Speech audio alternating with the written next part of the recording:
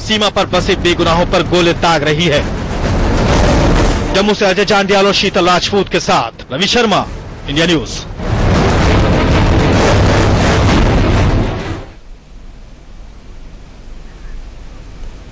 चलिए, सरहद आर पार में इस चर्चा को हम शुरू करते हैं। स्टूडियो में मेरे साथ जो गेस्ट हैं उनका एक इंट्रोडक्शन करा दूं। मेरे साथ शौर्य चक्र retired major general Jaswinder Pal Singh यहां मौजूद हैं।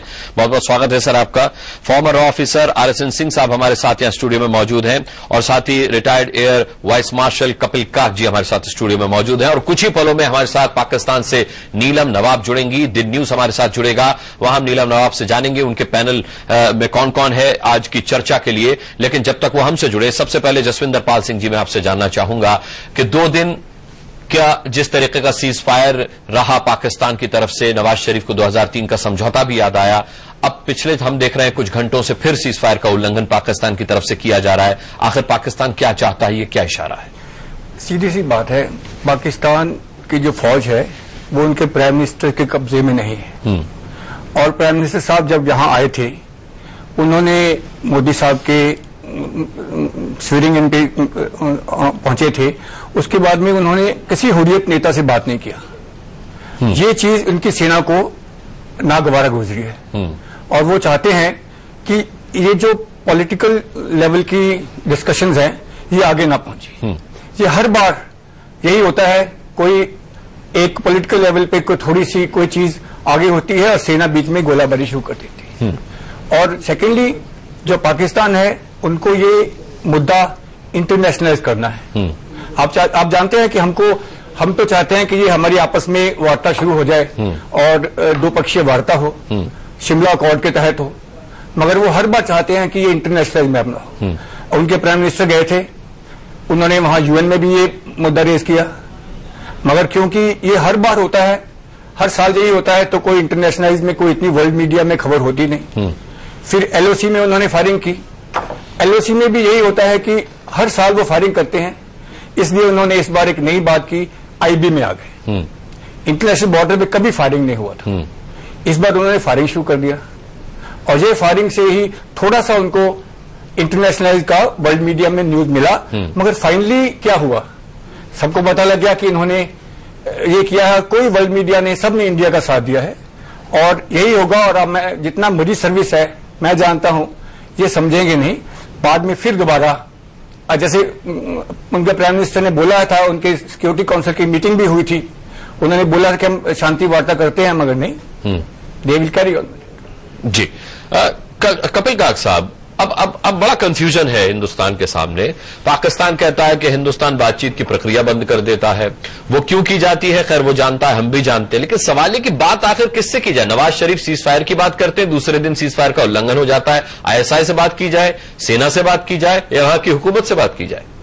नहीं अनुराग जी, ये कोई कंफ्यूजन नहीं है भारत सरकार में, कोई तरीके का कंफ्यूजन नहीं है। हाँ, कठिनाइयां हैं जो आप ही ने खुद गौर फरमाया है। पहले के पाकिस्तान की जो इलेक्टेड गवर्नमेंट है, वहां पे आपको दर्शकों को याद होगा जब प्रधानमंत्री वहां बने थे, उस वक्त उन्होंने सूचना दी थी कि उस इलेक्शन कैंपेन में भारत का कोई ऐसे लक्ष्य नहीं बनाया, कश्मीर का मुद्दा नहीं उठाया, और उन्होंने कहा था मैं भारत जाऊंगा, अगर निमंत्रण आए या ना आए मैं जाऊंगा। तो एक तरीके का जज्बा सा उन्होंने उसका इकरार किया उस वक्त। मुश्किल जो है, जो कि जनरल JP ने बड़ी अच्छी तरह से कहा है कि देखिए वहां पे आप किसके साथ बात करेंगे। रावलपिंडी कोई बात नहीं कर सकते, क्योंकि रावलपिंडी आपको दुश्मन मानता है, आपको लक्ष्य बनाना चाहता है, आज बना रहा है, आगे बना रहेगा, पीछे इतने सालों से लगा है, तो वहां तो कोई उम्मीद नहीं है। अगर आपको बात करनी है नवाज शरीफ के साथ, मगर वो आपको डिलीवर नहीं कर पाएंगे। जो कुछ भी आप आगे का रास्ता ढूंढते हैं, उस रास्ते में वो IED डालेंगे, ऐसा और साल मिला के। इंटरनेशनलाइजेशन से हमें कोई परवाह नहीं है। इतने सालों से कारगिल के युद्ध से सारा विश्व भारत के साथ है। एक आम पाकिस्तानी से पूछिए, इतनों से मैंने बात की है, शर्मनाक रहते हैं। किसी भी एयरपोर्ट पे जाते हैं, जो पाकिस्तान का पासपोर्ट दिखता है, बोले थोड़ा आप इस साइड पे रहिए। तो कितनी शर्मनाक बात है, मगर उनके लिए तो कोई परवाह नहीं है, क्योंकि वो दबे हुए हैं जैक बूट्स जो पाकिस्तान की थल सेना से। तो अब इस कठिनाइयों में आप कैसे आगे बढ़ेंगे? मुझे लगता है जैसे इस वक्त पाकिस्तानी बड़े हैरान हो गए कि हमारी जो रिएक्शन रही है डिस्प्रपोर्शनेट रही है। अगर उनकी तरफ से 20 मोटर आते थे शेल्स या 40, इस बार हमारे 1000 मोटर गए हैं। तो उससे नुकसान भी पहुंचा। उनकी चैनल को बताया गया अब दिखाइए नहीं, अब अल जजीरा दिखाता है, पाकिस्तानी चैनल नहीं दिखाती। तो मतलब इससे क्या हो रहा कि पता तो लग गया उनको कि सरकार बदल गई है, अब एक नया रुख संभाल रही है।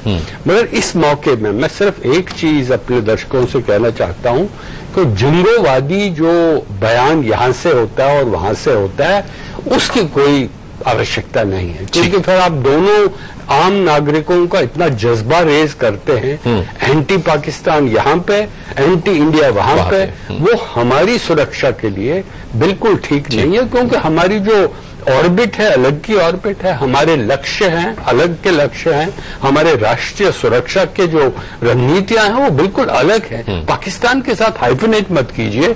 अगर आप ये जुम्बोवादी करेंगे तो आप हाइफनेट होंगे।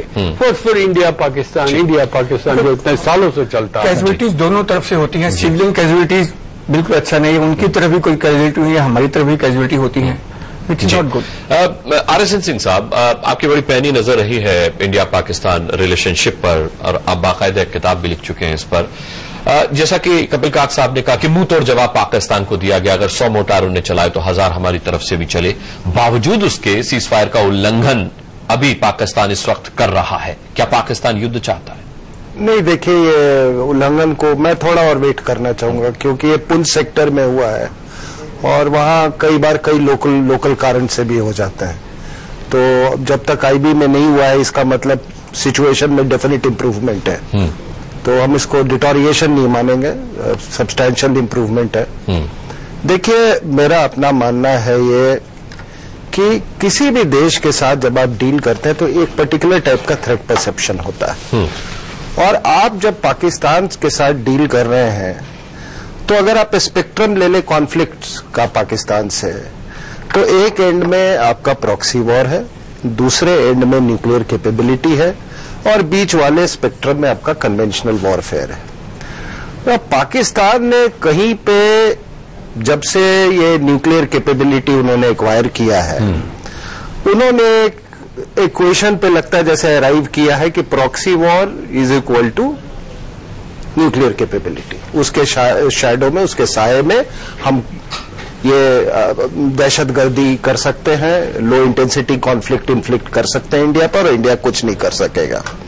और इसके कारण ये जो मिडिल वाला स्पेक्ट्रम, जो कन्वेंशनल कॉन्फ्लिक्ट जो है, वो अपने आप ऑटोमेटिकली ऑबिएट हो जाता है। मेरा हम मानना है कि ये जो रिस्पांस जो है, ये देखिए, केवल ये मिलिट्री रिस्पांस नहीं होना चाहिए हमारी तरफ से। ये तीनों स्पेक्ट्रम को जब आप एड्रेस करते हैं जी, तो देखिए, प्रॉक्सी वॉर का सामना एक इंटेलिजेंस वॉर, इंटेलिजेंस की बड़ी अहमियत, इंटेलिजेंस ऑपरेशंस की बड़ी अहमियत हो जाती है। कन्वेंशनल कॉन्फ्लिक्ट में आप आ जाइए, हाँ ठीक है। चलिए सिंह साहब, मैं इन तीनों पॉइंट्स को विस्तार से आपसे समझूंगा एक ब्रेक के बाद। मेरे को एक छोटा सा ब्रेक लेने की यहाँ पे मजबूरी है। एक ब्रेक के बाद तुरंत लौटते हैं। RSN सिंह साहब जो 3 पॉइंट्स बता रहे हैं जिन पर ध्यान दिए जाने की जरूरत है, उसको विस्तार से समझेंगे ब्रेक के बाद।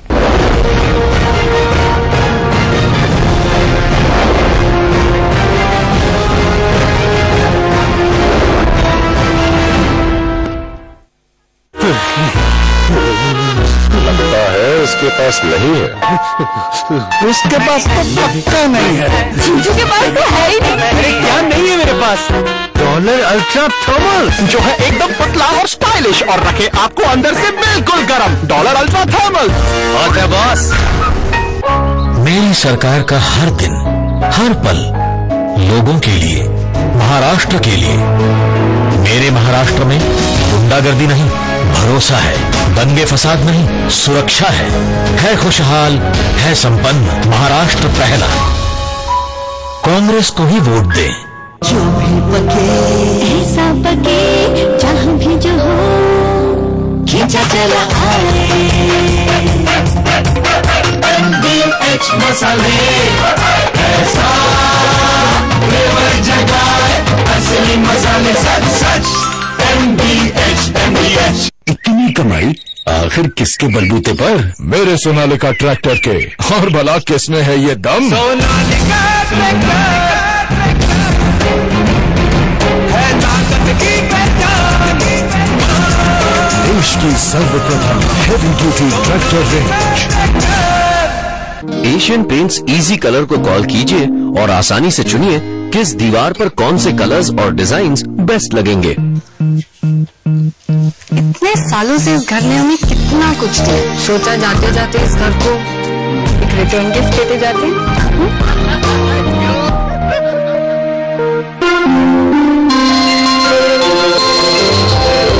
क्योंकि दिवाली अमूल मिठाई के बिना अधूरी है।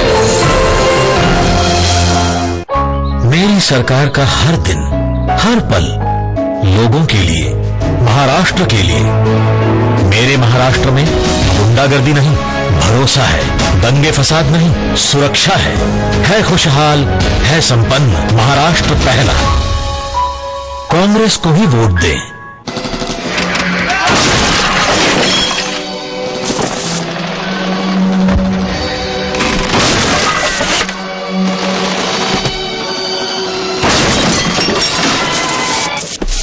दीमक ने किया सत्यानाश, इसलिए जब भी फर्नीचर बनवाओ टर्मिनेटर जरूर लगवाओ। बैंगन पिज्जा में कोई नहीं डालता।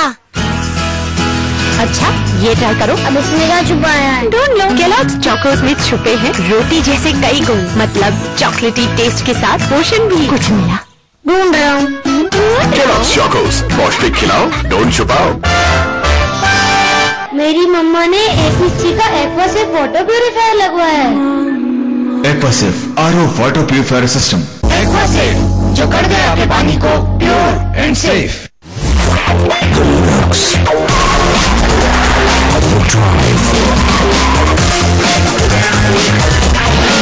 The spirit, the new Skoda Rapid.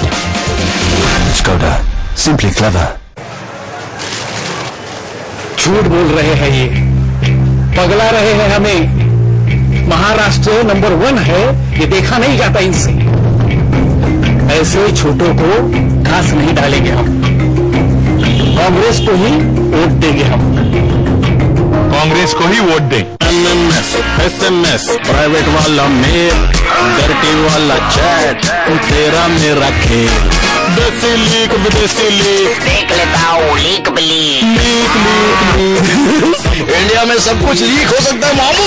Prince pipes कभी नहीं, अब घर में होगा no leakage prince piping systems. असली इंडिया, असली इंडिया, असली मसाले सच सच। MDH यही है असली इंडिया। झूठ बोल रहे हैं ये, पगला रहे हैं हमें। महाराष्ट्र नंबर 1 है, ये देखा नहीं जाता इनसे। ऐसे छोटों को घास नहीं डालेंगे हम। कांग्रेस को ही वोट देंगे हम। कांग्रेस को ही वोट दें।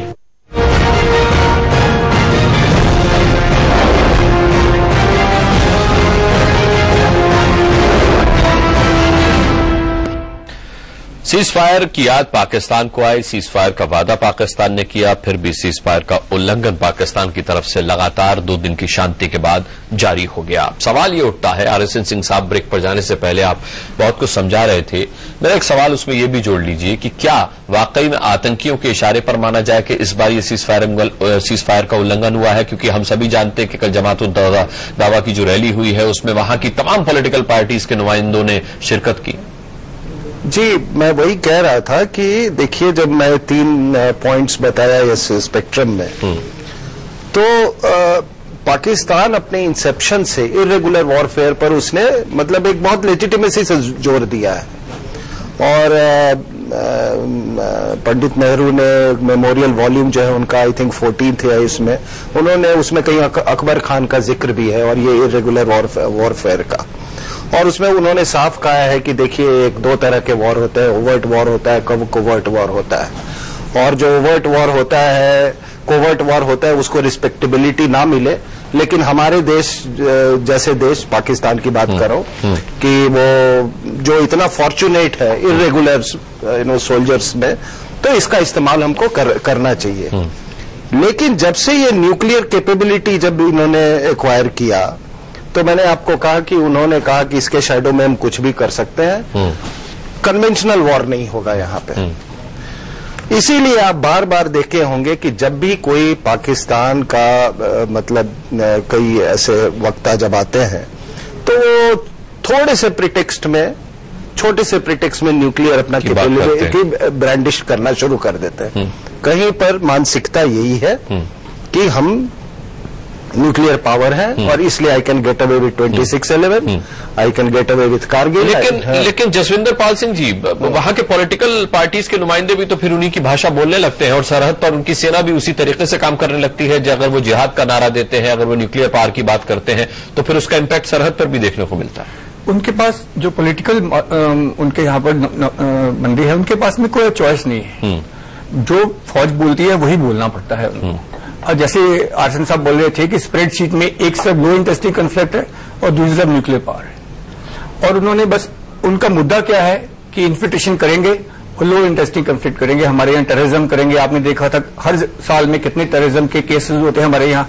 ये क्यों होते हैं? बिकॉज वहां से इन्फिल्ट्रेशन होती है। और यही है, आप देखिएगा और 1.5-2 महीने ये इन्फिल्ट्रेशन चलेगी, बारी चलेगी, दोनों तरफ से फायरिंग होगी। पाकिस्तानी विल फायर बिकॉज उनको इन्फिल्ट्रेशन करवानी है। और जब तक कि पासेस बंद नहीं हो जाते, तब तक ये काम चलता रहेगा, दिन ब दिन चलता रहेगा। क्योंकि मैंने जैसे पहले बताया था कि पॉलिटिकल अथॉरिटी का कंट्रोल नहीं है फौज के ऊपर। आप देखिए, एक ऐसा कंट्री, कोई और मुझे कोई कंट्री बताइए जिसमें इतने कू हुए हों। फौज ने कितनी बार कू किया है? अगर कोई पॉलिटिकल अथॉरिटी हो वहां पर, इतने कू हो सकते हैं। कबीर काक साहब, एक बड़ा सवाल यह भी है कि मामला सिर्फ घुसपैठ का है, क्योंकि सिर्फ सीजफायर का उल्लंघन नहीं हो रहा, हमारे सिविलियंस को भी अटैक किया जा रहा है, जो कि इससे पहले नहीं हुआ। नहीं, यही तो दिलचस्प बात तो यह है और दर्दनाक बात है कि पहली बार बहुत ही हाई लेवल पे आम नागरिक को, उसके घरों को, उनके मवेशियों को टारगेट किया गया है, लक्ष्य बनाया है। और 8 लोग हमारी तरफ से मरे हुए हैं। सुनने में आया है कि पाकिस्तान की तरफ से कम 200 नागरिक मारे गए हैं। तो ये दिखाता क्या है कि वो इसका कोई ह्यूमन राइट्स का एंगल नहीं देखते हैं, अपने लोग का टारगेट होगा। अगर आपने हमारे 8 मारे, उनके 200 मरते हैं। मगर यहाँ पे जमहूरियत है, जेन्युइन जमहूरियत है, दबाव पड़ता है, मीडिया ले आता है सामने, तो उस पर सरकार को एक तरीके से पॉलिसीज में थोड़ी सी चेंज लानी पड़ती है।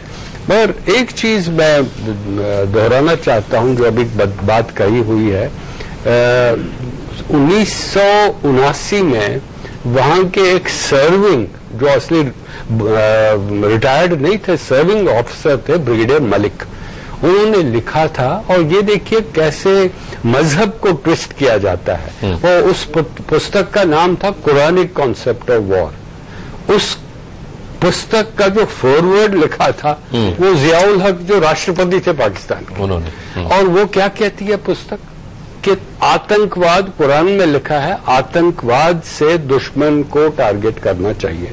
कहीं कुरान में ऐसा नहीं लिखा है। बात ये कहना चाहता हूं, 10 साल बाद उनके जनरल असलम बेग थल सेना अध्यक्ष थे, उन्होंने एक बार, ये डेट भी दर्शकों को बड़ा सिग्निफिकेंट रहेगा, 4 जून 89, उन्होंने कहा था कि जब उनको पता लगा कि अब उनके पास परमाणु शस्त्र हैं, उन्होंने कहा था कि आज तक 15 अगस्त 14 अगस्त 47 के आज तक हमारे पास कोई रणनीति नहीं थी भारत के खिलाफ सैनिकी तरीके की। आज मैं कह सकता हूं आपको, प्रेस कॉन्फ्रेंस की उन्होंने, तो आज मैं कहना चाहता हूं कि अब हमारे पास वो पूरी काबिलियत हुई है, जैसे एक तरीके की ऑफेंसिव है और दूसरे तरह की डिफेंसिव है। ऑफेंसिव क्या है? वो कहते हैं ऑफेंसिव डिफेंस स्ट्रैटेजी। ऑफेंसिव है कि हम आतंकवाद का इस्तेमाल करेंगे, और डिफेंसिव क्या है? परमाणु शस्त्र। मगर मैं दर्शकों को, अपने पाकिस्तानी दोस्तों को ये मैसेज देना चाहता हूं कि परमाणु शस्त्रों का थ्रेशोल्ड और हमारे जो युद्ध कह रहे हैं कि प्रॉक्सी वॉर है, इस पे काफी स्पेस है आपको पारंपरिक युद्ध करने का। आप कोई भी उनका थ्रेशोल्ड तोड़ सकते हैं, कोई प्रॉब्लम नहीं है। पाकिस्तानी जानते हैं अब ये तरीका है कि आपकी जो रणनीति है, सैनिकी रणनीति, वो कैसे आप उनको सजा दे सकते हैं, मूल्य चुकवाना कर सकते हैं। अगर कोई ऐसा मुंबई जैसा अटैक हुआ है, ये तो छोटा मोटा अटैक उन्होंने किया है, इसका भी कारण हम जानते हैं। जद्दोजहद है एक ताकत की, नवाज शरीफ और रहील शरीफ की। नवाज शरीफ ने आते ही पहले कहा है कि मुशर्रफ को ट्रीजन ट्रायल पे लगाया जाएगा और लगाते रहे। अब उनको कहा कि उसको रोक लीजिएगा। पुराने हमारे भूतपूर्व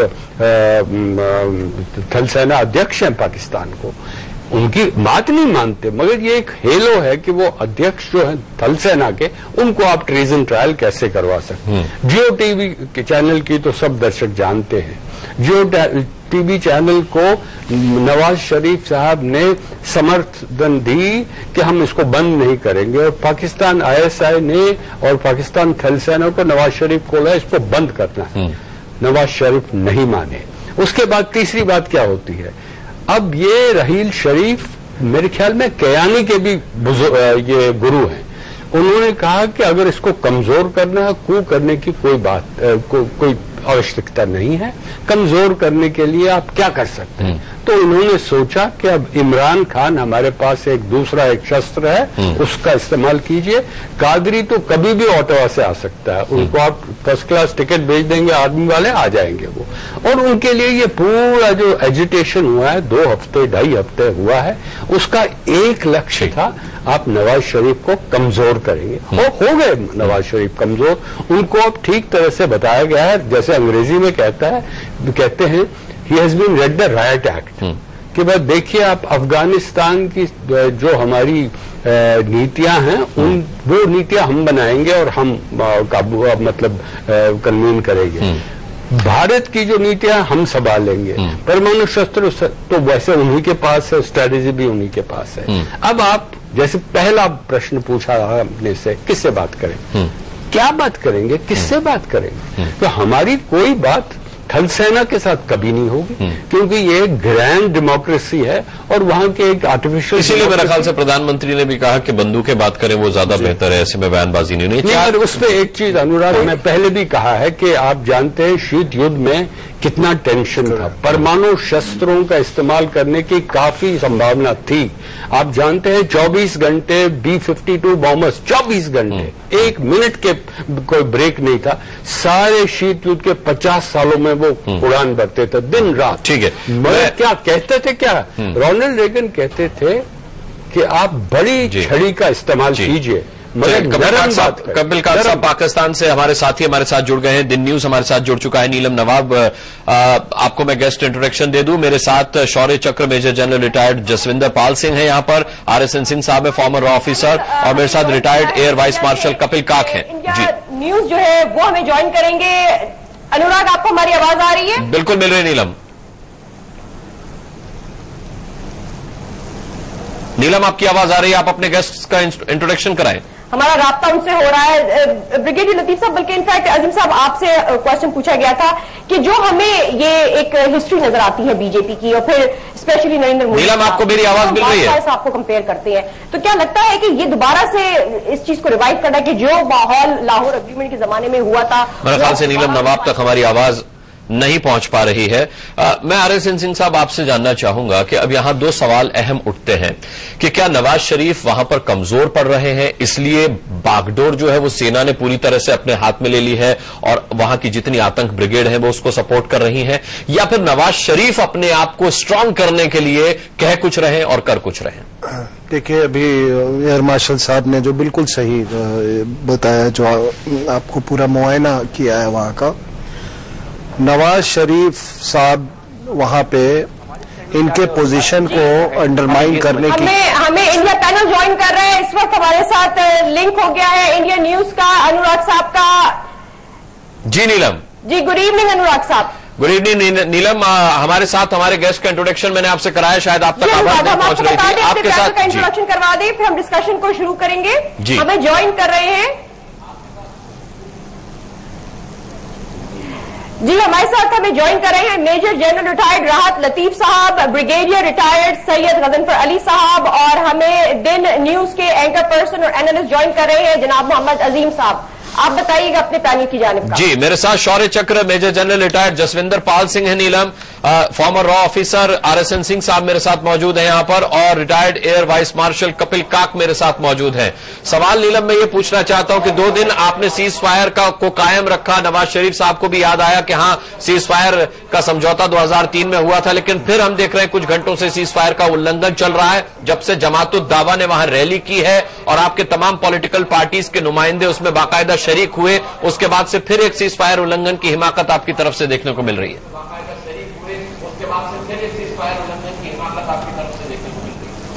अनुराग, आपके सवाल का जवाब देंगे, यहाँ पे अजीम मौजूद है। मोहम्मद अजीम, क्या कहें?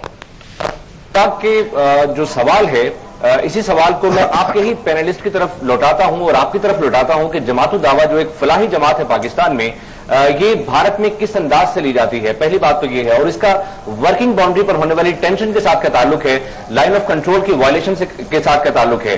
क्या भारत ने ये हमाकत की है जो लफ्ज आपने पाकिस्तान के लिए इस्तेमाल किया, या पाकिस्तान ने? इसको समझने के लिए हम जानना चाहेंगे कि आपके पैनलिस्ट क्या कहते हैं कि ये वर्किंग बाउंड्री पर टेंशन क्रिएट हुई क्यों है। कपिल काक साहब। जी, कपिल काक साहब। ये देखिए, मैं आपसे ये कहना चाहता हूं कि जो तनाव पैदा हुआ है, और उसकी मैं वजह भी बताऊंगा। तनाव इसलिए किया गया है कि अंदरूनी ताकत जो रहील शरीफ और नवाज शरीफ की है, उस पर जदोजहद है। आप जानते हैं इमरान खान की रैली हुई, कादरी की रैली हुई, किसने करवाई? आप जानते हैं कि नवाज शरीफ को मुशर्रफ के खिलाफ जो ट्रीजन चार्ज करना था, उसकी ऑपोजिशन किसने की है?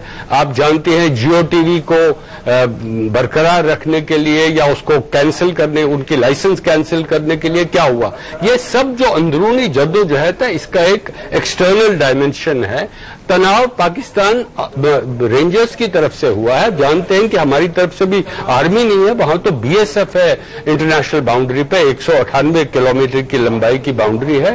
तनाव वहां से शुरू हुआ, मगर बदलाव इस वक्त ये हुआ है, पहले भी होता था। बदलाव इस वक्त ये है कि जो प्रोपोर्शनेट फायरिंग यहां से होती थी, इस बार नहीं हुई है। आपके खुद की चैनल्स ने रिपोर्ट करी है, अल जजीरा चैनल मैंने खुद देखी हुई है कि कितने लोग मारे गए।